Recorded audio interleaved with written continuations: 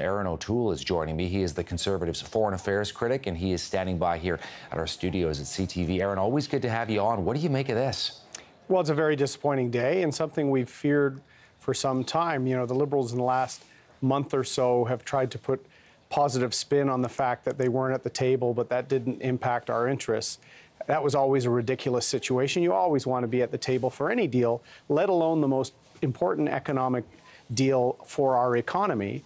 And today, there are so many questions on whether Canada will be a full partner in this. How will the auto parts and content rules apply to us? There's so many questions. It shows the Trudeau government really blew it over the last year. And it's frustrating. I'm hopeful, I'm optimistic, though, that the degree of integration of our economy and that the connections we have on a corporate and person-to-person level will help us leverage a good deal in the end. But it's disconcerting, to say the least.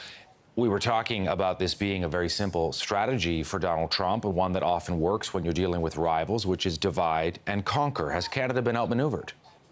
Yes, we have. And in fact, you may recall that Prime Minister Trudeau made a high-profile trip to Mexico and a number of specific entreaties to the Mexicans to work together. We always said at the beginning, the Conservatives said this clearly, that on some issues there's going to be mutual area of interest with Mexico, but that Canada should pursue its national interest. The Mexicans took that approach. The Trudeau Liberals did not, and even Mexico wasn't insistent on Canada being at the table in the last month and a half.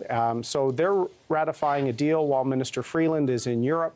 Now we're just hoping and praying that we are going to be able to be swept along on positive terms in this deal. But for over a year, we've been saying the Trudeau government has been playing way too much domestic politics on this, the progressive agenda, trying to contrast themselves with the U.S. administration, and all that is coming home to roost today.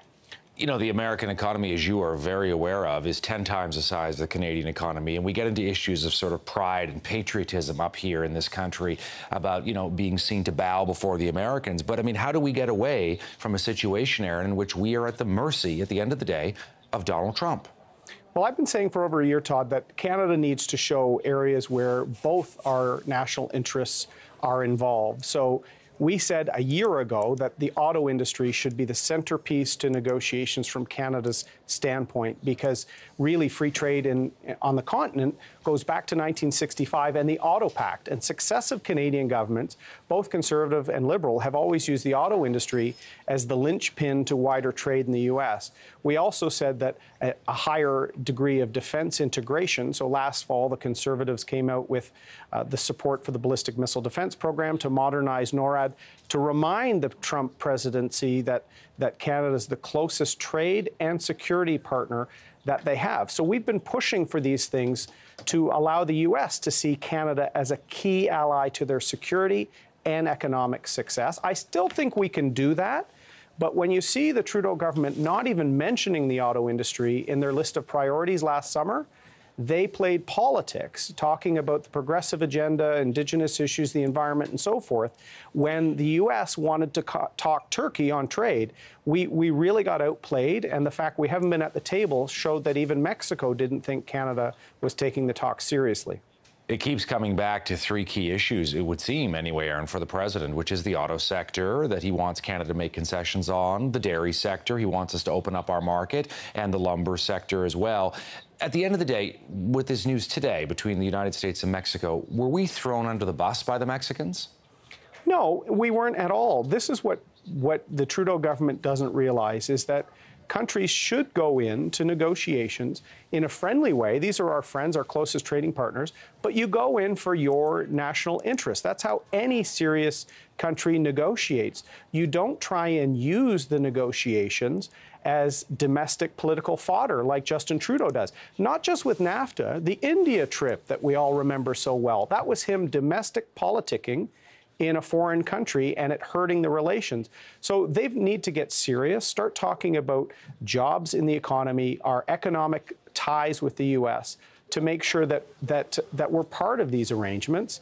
I think hopefully the Trudeau government learns from this, but today we're all worried on whether we're just going to be left with a take it or leave it agreement.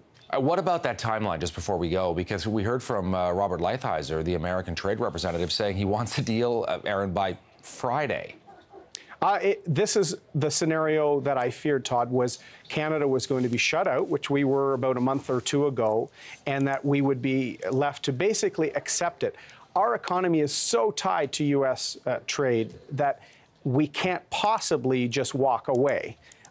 So not being at the table, not taking talks seriously last fall, when we should have been really pushing for a quick deal then, shows that the strategy the Liberals took was the poor one. We tried not to politicize it. We even agreed to go down to Washington and work with them on it.